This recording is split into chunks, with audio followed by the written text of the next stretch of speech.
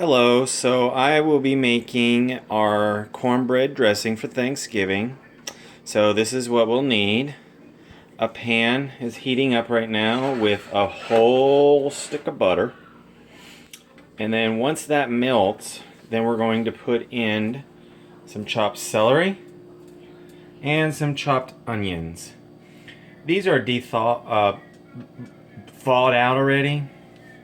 I usually cut up a fresh onion, but I just being lazy this year. So it also calls for, once we get these sauteed up and cooked a little bit, some sage, poultry seasoning, a couple of eggs, salt and pepper, and our cornbread that I made on Sunday, and it's been drying out here so that it really picks up all that moisture.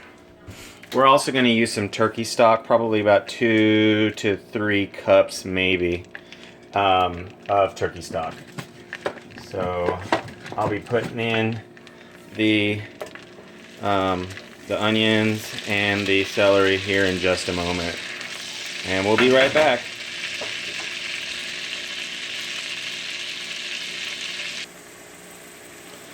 Alright, so I went ahead and I added the onions, the celery, and I went ahead and added sage and some poultry seasoning. Poultry seasoning, maybe about 2 teaspoons, 3 teaspoons. And the sage, I really like it, my family likes it here too, is probably about a tablespoon, tablespoon and a half. Really highly season this dish. As it tastes really well, really good. Alright, so we're going to add a little bit of salt. I'm on a little salt thingy. Some salt. I know this may look like a lot of salt, but we're making lots of cornbread dressing. As a kid, when I was growing up, we made, my mom and my aunt would make stuffing, and they would make it out of French bread. And I remember them staying up the night before, talking, having a few drinks, and grinding up loaves and loaves and loaves of French bread to let it dry overnight. It wasn't my favorite, but it was good. However, now that I live in the South, this is what we've been doing for years now.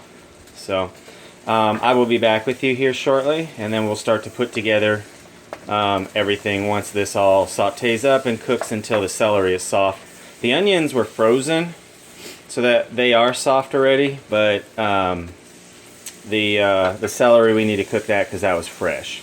So if you had fresh onions, you want to cook it maybe slightly longer. I did say a whole stick of butter for this. This is Thanksgiving. Splurge a little bit. Go out and run the day before, or the morning of, or after dinner. We'll be right back.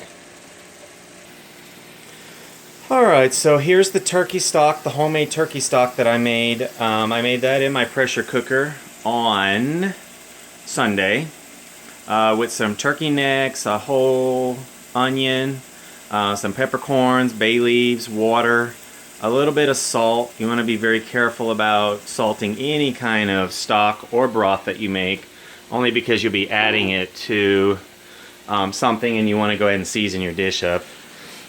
This is the cornbread that I made on Sunday that I told you about, and it basically, I would like to tell everybody that I made this from scratch. However, I didn't. I did make it. It is homemade because I made it at home, but I made it out of 2 boxes of Jiffy cornbread mix, using the directions on the box in a cast iron skillet. Love these things. A little bit of shortening, Crisco in the bottom, heat it up in the oven while the oven's heating up, and then you pour this into the cast iron skillet, cook it, slightly overcook it so it starts to dry out, but don't burn it. Pull it out, let it cool down enough to where you can break it up and put it onto a pan and let it dry out. I did this Sunday, so Monday, Tuesday, so 3 days ago I left it sit just in the cold oven all week, and it dried out really well. So we're gonna put a lot of wonderful flavor into it using this homemade chicken stock. So I will be back here in just a few moments when I start getting everything together, and we'll go ahead and get everything mixed up. Okay, so I went ahead and mixed in the vegetables. I originally said 2 eggs. I went ahead and added a 3rd egg just because of the amount of dressing or cornbread that I have. Then I went ahead and added approximately 1.5 to 2 cups of the turkey stock that I made. And it looks really wet, but you need to keep in mind you're going to bake this in the oven, and it will start to, the excess moisture will dry out, and the dried breadcrumbs will start to absorb all of the stock. I put a little more salt and pepper in there to taste, and I'm going to taste this. Yes, there's raw egg in it, but I'm okay with that.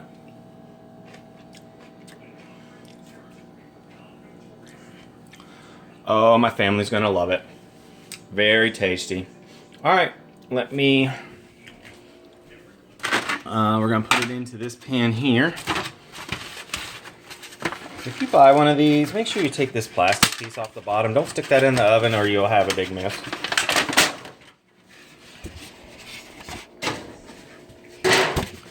Alright, so this is I'm using just an all-purpose foil pan. Just take this thing out. These things I think it's up to you. I don't wash them. I just peel the little thingy off. And I've got my oven preheated to 375. I'm going to partially bake this until it's almost done. The top will be done and brown. But tomorrow what we'll do is we'll heat it up and brown it up even more. So let me move some things around here. I have a small kitchen here. I live in an apartment.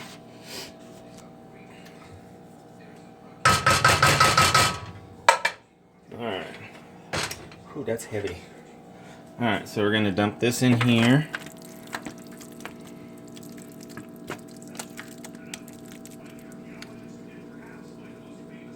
Well, I got it all in one hand.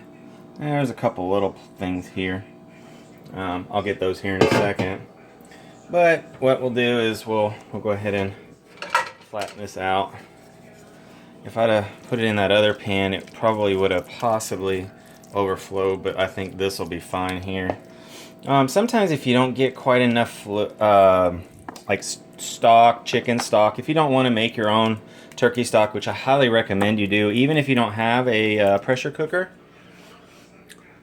boil it on the stove. Boiled chicken neck or excuse me, turkey parts. You can buy thighs and legs. I bought necks, which it had the meat on it still, and just boil it or simmer. Excuse me, simmer. Be real careful about how fast you boil it because you can make it very cloudy, but in this kind of situation, it doesn't really matter. The rest of this is going to go for gravy. I actually have 2 more quarts of that, so I'll probably stick a quart in a freezer and mark it, and then I'll take the quart, and then the remainder of this, we'll make gravy tomorrow after we cook the turkey, because we'll put those juices in that gravy as well. So, but that's my cornbread dressing. It's very simple, straightforward. A lot of people here in the South, they like to add turkey, like the necks. They could have picked the meat out of that and added that. I've seen oysters in it. I've seen, well, they put the giblets, which is all the I don't know. I'm not a big fan of it. The guts of the turkey. The turkey, it comes with a little package in its carcass. So mommy made its lunch and stuck it in them.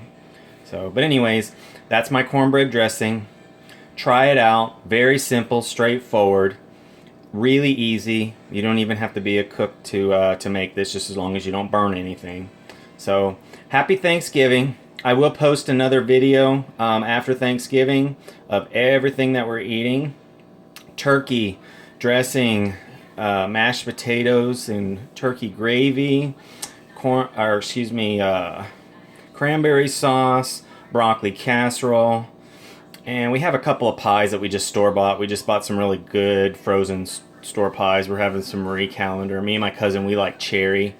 Her cousin, he likes apple, so I bought an apple and a cherry pie. So we will see you later. Don't forget to look down below. I want to go to Hong Kong next year, and any contribution is greatly accepted or appreciated at my GoFundMe account. And happy Thanksgiving.